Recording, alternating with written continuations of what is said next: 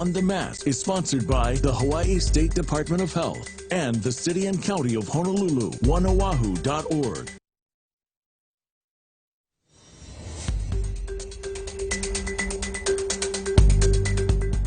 Good evening, and thank you so much for joining us. With the recent spike in COVID cases in Hawaii straining all of our government, healthcare, and business institutions, we wanted to take some time to help individuals be an even bigger part of the solution.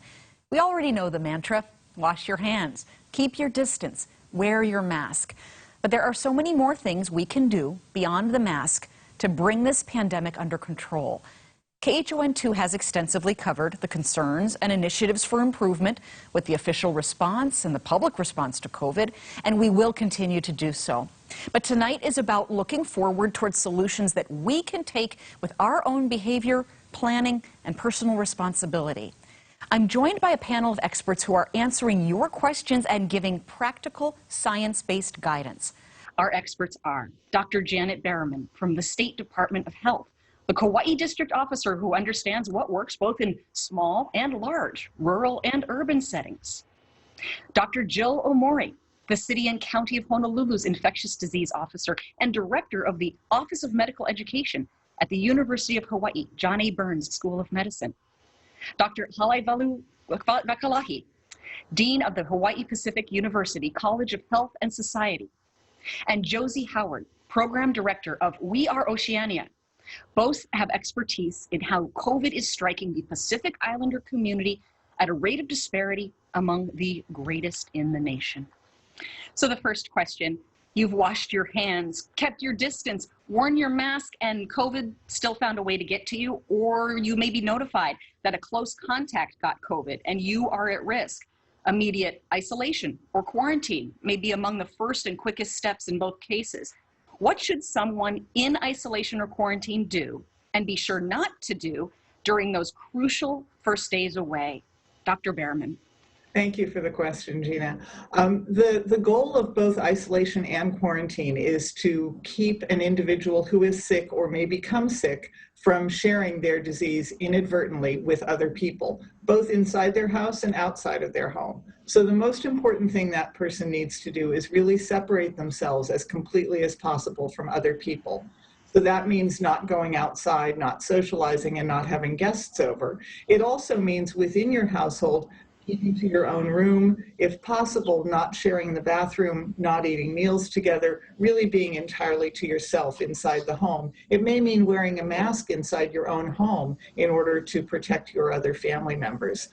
One of the both opportunities but sometimes misconceptions that people have is that the health department is going to put people into isolation or quarantine in a place. And we don't do that with any force or directive to people. We instruct people to isolate or quarantine, and then our staff work with them to figure out what works best for their family. And sometimes that's to isolate or quarantine at home, and sometimes it's more effective and easier for the family to effectively isolate and quarantine by going to one of the facilities that's available for that purpose. And if you're in a congregate setting, whether it be a nursing home or even an incarceration, those individual places should have plans for that, right? Absolutely, yes. And we work with, the health department works with them also, but yes. And even within hospitals, people who are sick with COVID or have been exposed and are in the hospital are isolated or quarantined in the hospital as well. Thank you. Josie Howard, that can be easier said than done. The more people you live with and the smaller your households are. Can you tell me the challenges for isolation and quarantine in the Pacific Islander community? We do see a huge need in that area. There are families, most of the families are faced with, when they're informed that they're positive, then they are faced with dilemma in making decision whether they should go home or where can they go to, and informing their families that I am positive and what should we do. A lot of families are coming together to help each other out, and there are families, many families that are stuck with that, isolate that one person in that one bedroom, and they're still sharing the restroom. And so the risk of infecting other family members is very high. And that is what we're dealing with right now. and we're talking about coming up with solutions on taking care of that need that is not being taken care of. Generally, can a patient who's in that situation seek, for, whether it's from the state or from a social service agency, some kind of outside place to stay, a voucher, a quarantine room somewhere? Right now, there were rooms, but you know that those rooms were maxed out. And I know that there are rooms in working, or there are spaces that are being put in place or trying to be set up. But people are needing that now, like as of right now, as we're talking. So families are doing what they can to, and we have families who had checked themselves into a hotel. These are families who are not being affected, or who are at high risk because a family member had just been tested positive, and they don't have any choice but to go and isolate themselves. And so I, as a program director, have to think of ways, creative ways on how to support this family. Maybe a reimbursement program, but we're working on actually like trying to get more space, intermediate space, maybe like as to take care of the need now while we're waiting for whatever system that is being worked on to be put in place. Thank you. And Dr. Berriman, go ahead and add to that. No, I was just going to say that the Department of Health does have facilities available, places where people can stay. And I know Oahu is actively working on identifying more, because with this rapid increase, we know there's an enormous increase. I also just wanted to add that sometimes people are afraid that their children will be isolated separate from the parents or adults in the family. And again, that's not something the health department does. We work very closely with the families to make sure that there are caregivers and that people are together absolutely as much as possible. Thank you. We hear about testing drive-throughs, and sometimes a contact tracer will reach out to help coordinate a test, but how else can people get a test, and at what cost or free, and when should they test relative to exposure? Dr. Omori. So, both Queens and HPH, Hawaii Pacific Health, have COVID hotlines, and individuals can call the hotline and they will help screen the individuals to determine whether they should get tested, and they can help to arrange for those tests. People can also contact their primary care providers, who can also order the tests for them through the different clinics and hospitals that are doing testing. If individuals don't have insurance, the best place for them to go is to the community health centers, so they can do free testing there. The city and county has used some of their CARES Act funding to help support the community health centers to do free testing for everyone. And then the issue about timing is actually a very important thing to consider. So, we hear a lot of people going out immediately to get tested after they feel that they have been exposed to a positive individual. But this doesn't allow enough time for the virus to develop in the body. So it needs to be able to kind of grow in your body before it's detected. And so the optimal time to get tested is between 5 to 7 days after an exposure. And so that's, that would allow enough time for the virus to incubate and to be at a detectable level. And isolate until and after you get that test taken, right? That is correct. Well, quarantine, yes. Yes. Okay. Dr. Vakalahi, what particular challenges are there for testing in the Pacific Islander community? There's a need for linguistically and culturally relevant strategies. That's a big part of it. And I believe We Are Oceania with Josie and her team, Pe'a with Dr. Tawasosi and her team, they're trying to make sure that those PSAs are in language. Those PSAs reflect culture. So I think there is a way of doing it that leverages cultural strengths instead of making the culture as a deficit or culprit. It becomes actually the way that we get to people to do the testing, to do the quarantine, to do all of these things that we need to do to keep ourselves healthy in the time of COVID. Thank you. Public sector contact tracers aim to reach out to all close contacts, people who have been directly near a positive person within 6 feet for more than 15 minutes. Contacts of contacts, think friends of a friend are not considered to be at risk unless the contact comes up positive too. So with that in mind, what can individuals and their employers do to help rapidly self-trace close contacts, friends, coworkers, or customers, so that they can get a jump start on their own quarantine if necessary? Dr. Behrman. Thank you. It's true that individuals who are diagnosed with COVID-19 can help jumpstart the isolation and quarantine processes before the Department of Health contact tracers have a chance to reach them, especially with the increased number of cases that we have on Oahu. It's not a substitute, though, for working with the contact tracers when they do call you. So the first thing I would say is that even if you and your employer have gotten a jump start and informed people in your office and people are isolating in quarantine, please also collaborate with the contact tracers when they reach out to you, because we do have a little more expertise and a little more information and can also help provide wraparound services and access to alternative places for isolation and quarantine if that's needed. And the two main things that you need to think about in order to determine who's a close contact is what was the timing of the contact and what was the type of the contact. So for the timing of contact, a person who's diagnosed with COVID-19 was contagious or infectious to other people all the time that they have symptoms, and also for the 2 days before their symptoms started. So if you know that your symptoms started on Monday and you got your test result on Thursday, the people you might have exposed are people that you were around going back as far as 2 days before Monday, so Saturday and Sunday. But people you saw the week before that and didn't see again, those people are not at risk, even if you were very close to them, because that was before the period when you were infectious. So that's the timing of when you were around somebody. The second part is the type of exposure, and that's what you referred to. A close contact, meaning an exposure that puts the other person at risk of being infected, is one that lasts for 15 minutes or longer, and is two people being 6 feet or closer together. So the casual contact, the person that you passed in the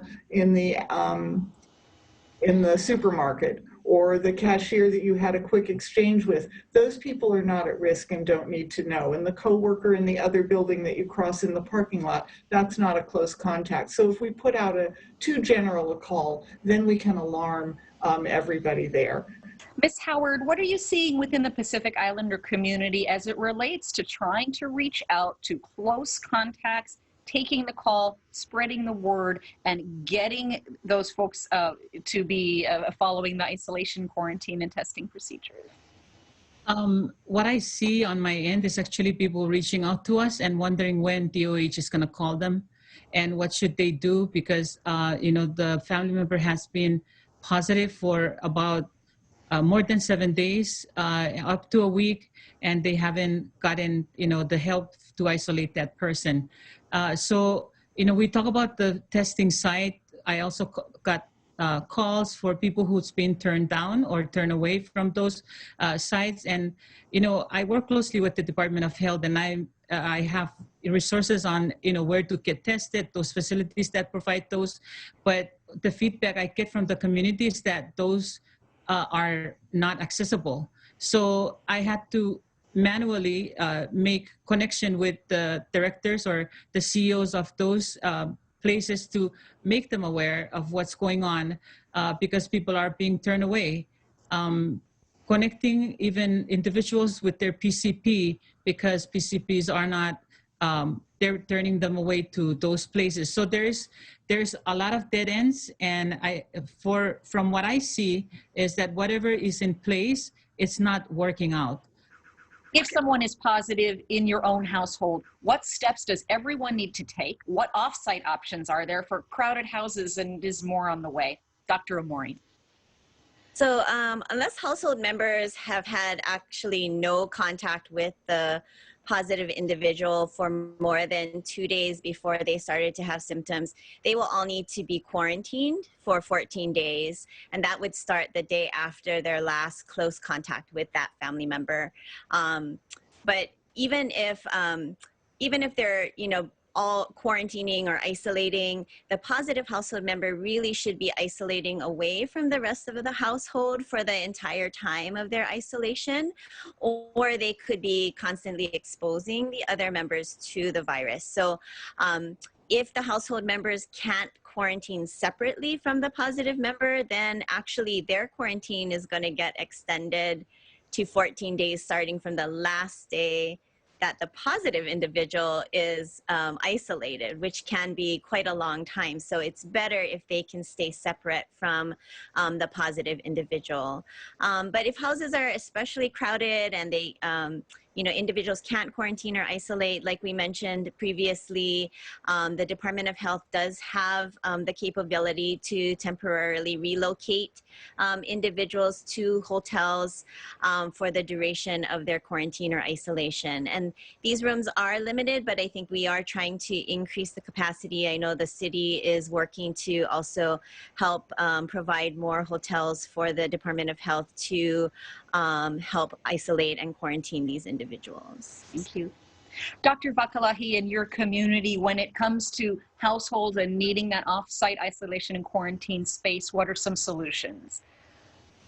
Okay, so one of the things that I think I want to control the narrative a little bit, because the solutions cannot be short-term solutions. It needs to be long-term solutions that's part of a comprehensive plan. So I want to build on Dr. Omori's orders, the doctor's order. And again, from a 10 stories high view, we see housing inequities. We have to address that if we're even going to address the day-to-day we're living in crowded houses. We have to address health disparities.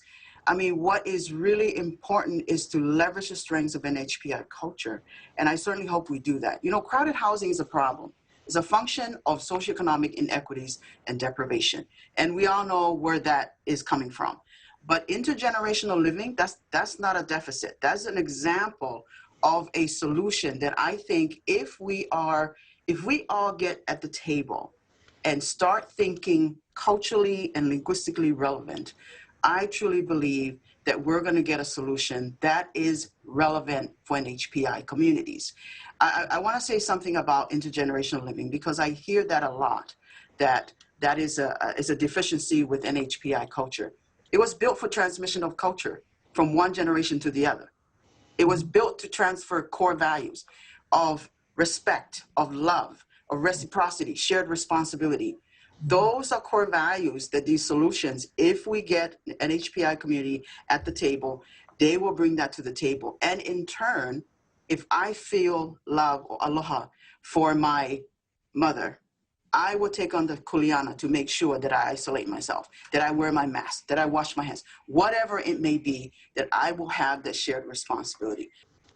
We hear it time and again in the announcements about COVID-related deaths. They almost always have a pre-existing or an underlying health condition or are in an elderly age group. Not to say that this disease cannot hit even the most healthy among us, but research generally seems to point to good underlying health as helping to minimize the severity of the disease and increase the recovery and survival odds. So what key things should people be doing right now to take care of their health in other ways that will have a side benefit should they end up contracting COVID?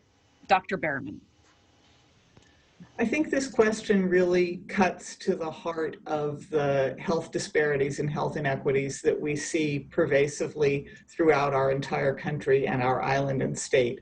And so in a way, the question of what can you do to prevent or protect yourself from severe disease is a little bit, it places more responsibility and power in individual choice than I think is actually the case here. Because if I have diabetes, or if I am of a certain age, I can't, between now and when I might get COVID, get younger. And I also can't make my diabetes go away. So I want to answer in terms of what we can do, but I really think it's important that we remember that under that umbrella of age, which is across all races and ethnicities, obviously, and chronic disease rates, which are very much determined by social factors and oppression and history of all those things in our society, that there's a limit to what the individual can do and the impact he or she can have. So the basic things of eating a healthy diet, being sure you get exercise, being sure you get enough sleep, those things are always good for our health and make us better able to fight off anything that may come our way. Especially in these times, consideration about emotional health, doing things to reduce stress, reaching out to wherever one gets support from one's family or friends or faith or wherever is really important. And avoiding excessive dependence on alcohol or other drugs to cope with stress. Those things are important too. And then for people who do have chronic conditions, this is not a time to let your medications run out or to avoid going to your doctor if you do have access to your doctor in order to manage those chronic conditions. Because if they're better managed and in better control at the time that you become sick, then that's probably protective, although we don't know that. Ms. Howard, in the Pacific Islander community, is there perhaps a parallel effort to make sure that things like flu vaccines for flu season also come up while we're also battling COVID? Definitely. We're doing all our best to put those in place or work with partners out there that are doing these initiatives.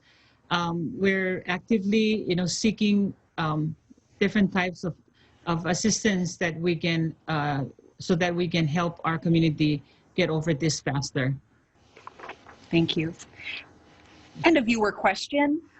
There have been a lot of studies about the benefits of masks and some styles in particular that have raised concerns. What can you suggest to folks about the effectiveness of masks with valves, the gator style neck masks, and where face shields or eye coverings are needed? Dr. Omori. So masks with valves should really not be used since they really only protect the person wearing it and they don't prevent the person that's wearing it from transmitting the virus to other people. So the valve is an exhalation valve, which makes it easier for the person wearing it to breathe out, but it also allows droplets from that person to be spread to others. So this is why masks with valves are banned in all hospitals, and many businesses are now starting to ban masks with valves, and really people should not be wearing that because it doesn't help to protect everybody around them. Neck gaiters also have been found to not be very useful. Many of them are made with a very thin polyester spandex blend, and they're popular because it's easier to breathe and there's a lot more airflow, but that's exactly why they're not very effective. There are multi-layer gaiters, and those are more effective, but they're not as popular because it is harder to breathe through them. So in terms of eye protection, because the virus is spread through droplets and they can enter through the lining of your eye, proper eye protection in the form of goggles or face shields are recommended, mainly in the healthcare setting or other settings where 6-foot distancing can't be maintained for extended periods of time. But, even Dr. Fauci sort of alluded to maybe everybody should be wearing eye protection moving forward because it can be transmitted through the lining of your eye. And for people that cannot wear masks for one reason or another, mostly medical reasons, it's certainly not as effective as wearing a mask, but wearing a face shield might help to limit spread in those cases as well. Thank you. Dr. Vakalahi, in the Pacific Islander community, what are you seeing with adoption of what mask wearing, access to them, distribution of them? With the leadership of the NHPI 3R team and the generosity of Papaola Lokahi, Haima, we have been able to distribute through We Are Oceania and Pacifica Empowerment Advancement. They've started distributing some of these masks to our community, primarily through the funerals, and hopefully we can broaden from there. And I can tell you the in-language PSAs that have been instituted at this time. I know City and County are working on some of those. Will help. I mean, that's going to help in terms of the how, what, when, where you should wear these masks. But again, I come back to the culturally and linguistically relevant strategies, whether it's mask, isolation, testing, whatever we want to do, coming back to that. we cannot underestimate the strengths of that culture, the strength of language, the strength of values and practices, because that's how we're going to be able to actually promote and advocate for certain behaviors that will lead us to health. So, but neither can we underestimate the power of systemic support. There are some new restrictions now in effect for Oahu. No social gatherings are allowed, and beaches, trails, parks, and bars remain closed. People can patronize businesses in groups of 5 or fewer. Dr. Omori, can you explain how this mix of what is or isn't allowed will help reduce COVID transmission? Yeah, so I think, there's a lot of confusion about the new regulations and restrictions and why some things are allowed and why some things are not. And I don't claim to have all the answers for that. But, there is clear evidence that the virus is being spread through gatherings, both indoors and outdoors, especially where people are eating and drinking, since you can't wear your masks during those activities. And most of these are unstructured social gatherings like family get-togethers or parties, team sporting events, things like that.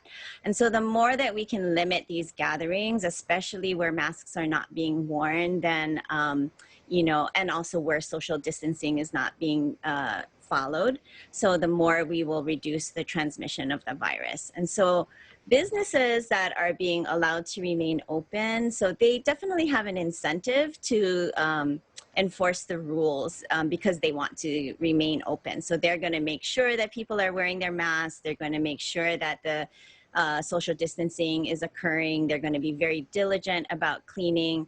But in most cases of private get-togethers, unstructured both indoor and outdoor gatherings, there's not that same incentive to follow the rules, and no one is really there to police them.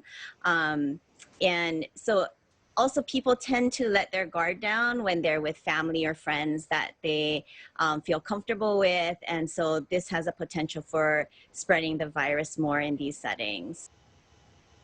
That brings us to the end of our questions. Thank you to all of our panelists for participating. Before we wrap things up, a quick break to hear from our sponsors. During lockdown, Hawaii's COVID-19 cases were the lowest in the nation, and we were proud of ourselves. But then restrictions loosened, and we let our guards down, especially in social settings like pauhanas. People say, I'm so over COVID. Well, it's not over us. Our numbers are higher than ever, but we can change that. Wear your mask in public all the time. Keep your distance, even with friends. Protect yourself, each other. Hawaii. I wear a mask. I wear a mask. It's one way we can beat this virus. I choose to wear a mask. All day at work. Around my friends. Even when it's a total pain. I wear a mask all the time.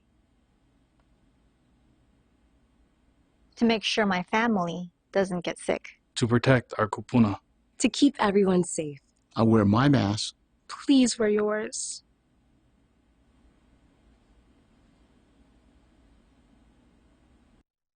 Thank you to our sponsors for helping us make tonight dedicated to proactive solutions that we can all do together.